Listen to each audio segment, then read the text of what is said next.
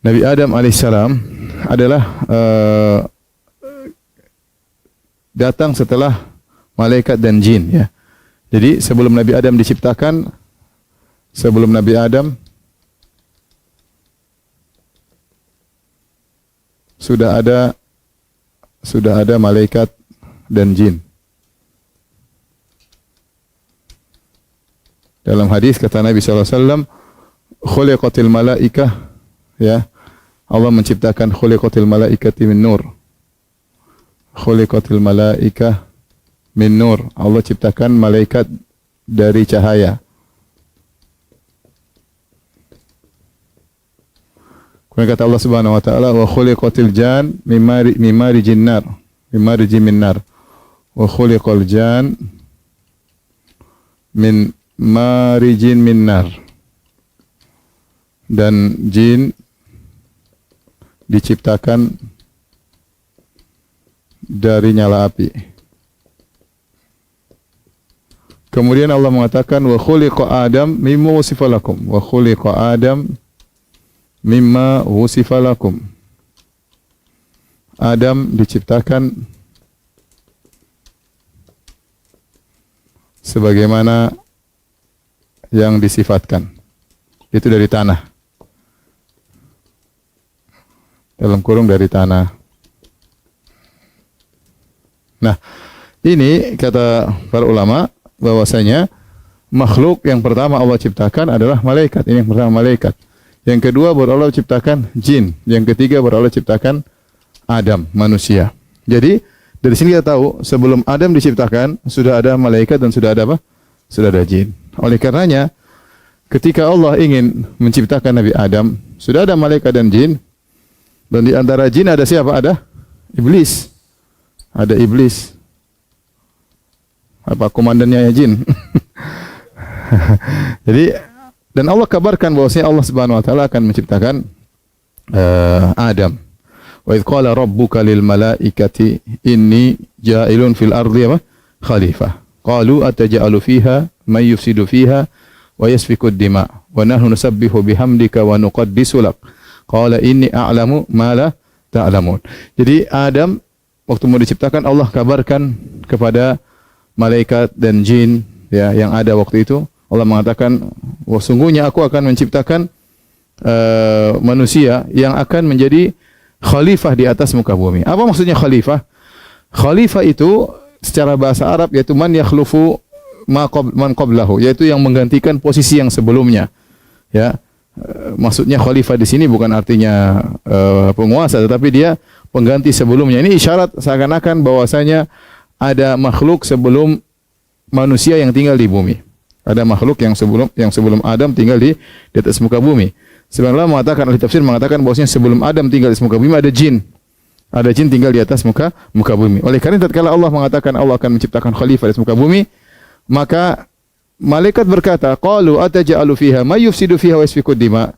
Apakah engkau akan menciptakan ya Rabb kami makhluk yang akan melakukan kerusakan di atas muka bumi dan akan menumpahkan darah?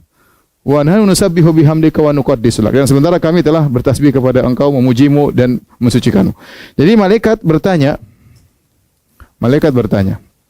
Ya. Ya.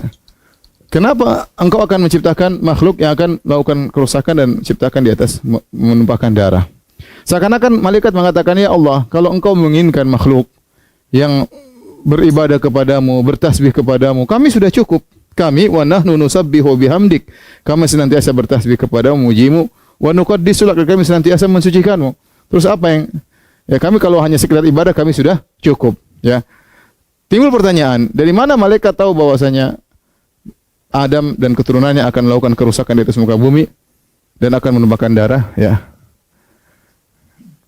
Ya, dari mana malaikat tahu?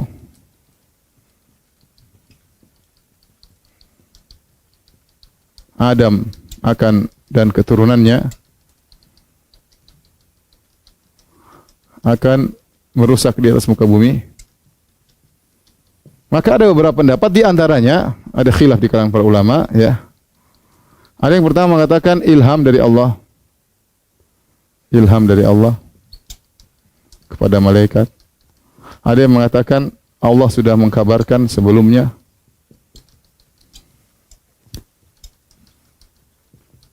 Kepada malaikat sebelumnya. Ya. Namun tidak disebutkan dalam Al-Qur'an tentang pengkabaran tersebut, tapi kita tahu dari konteks ayat tersebut bahwasanya Allah telah mengabarkan kepada malaikat. Atau yang ketiga, ya, malaikat mengkiaskan manusia dengan jin. Dengan jin yang sebelumnya sudah pernah di bumi, yang sebelumnya sudah ada di bumi. Itu yang keempat, ya. Mafhum mukhalafah, ya. Mafhum mukhalafah. Artinya apa? Maksudnya malaikat tahu makhluk tersebut atau manusia memiliki hawa nafsu, memiliki nafsu dan bisa membangkang beda dengan malaikat. Ini di antara pendapat ulama. Jadi maksudnya malaikat tahu, malaikat la ya'sunallaha ma amarum. Sifat malaikat tidak pernah membangkang kepada perintah Allah. Wa yaf'aluna ma yu'marun, dan malaikat selalu menjalankan perintah Allah Subhanahu wa taala. Sementara manusia, malaikat tahu tidak demikian.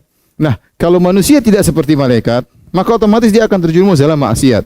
Kalau dia sudah terjerumus dalam maksiat, suatu saat dia akan melakukan kerusakan di atas muka bumi. Inilah beberapa pendapat. Pendapat yang ketiga, malaikat mengkiaskan manusia dengan jin. Artinya sebelum Adam tinggal di muka bumi ada jin tinggal di muka bumi, Allah kirim mereka tinggal di bumi, tapi ternyata mereka bertengkar, mereka bertikai, saling membunuh di atas mereka, sesama mereka.